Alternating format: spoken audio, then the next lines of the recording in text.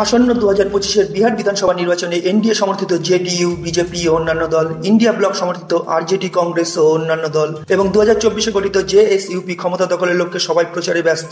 কে এগিয়ে কে পিছিয়ে জানুন এই ভিডিওতে। তার আগে চলুন দেখে নিই ঢাকা এলাকায় 2020 বিধানসভা ও 2024 লোকসভার ফলাফল কোন দলের হাতে ছিল। ঢাকা কেন্দ্রে 2020 সালের বিধানসভা নির্বাচনে এনডিএ সমর্থিত বিজেপি ক্যান্ডিডেট পবন কুমার জয়সওয়াল পেয়েছিলেন 48.01% ভোট।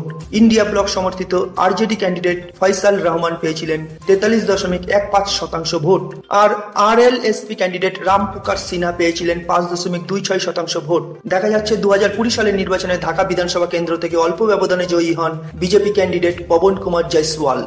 আর 2024 সালের লোকসভা নির্বাচনে ঢাকা বিধানসভা কেন্দ্রে এনডিএ সমর্থিত জেডিইউ ক্যান্ডিডেট লাভলি আনন্দ পায় মোট 79,240টি ভোট।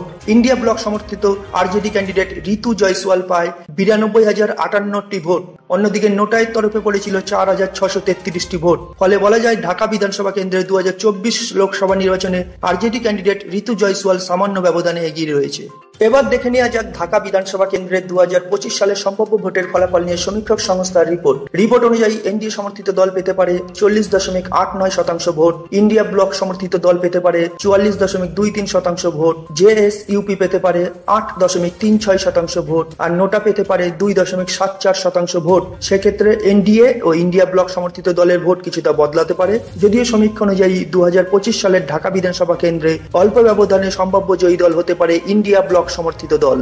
সবশেষে বলা যায় সমীক্ষাটি ঢাকা বিধানসভা কেন্দ্রে অল্প সংখ্যক মানুষের মতামত নিয়ে এই রিপোর্ট বানানো, তাই এর ফলাফল বাস্তবে মিলতেও পারে আবার নাও পারে। ফলে আমাদের ফলাফল পর্যন্ত অপেক্ষা করতেই হবে। তবে জানিয়ে রাখি এই রিপোর্ট সম্পূর্ণভাবে ডিবি সংস্থা থেকে পাওয়া। বাংলায় রিপোর্ট ইউটিউব চ্যানেল নিজস্ব কোনো মতামত এতে প্রকাশ করেনি।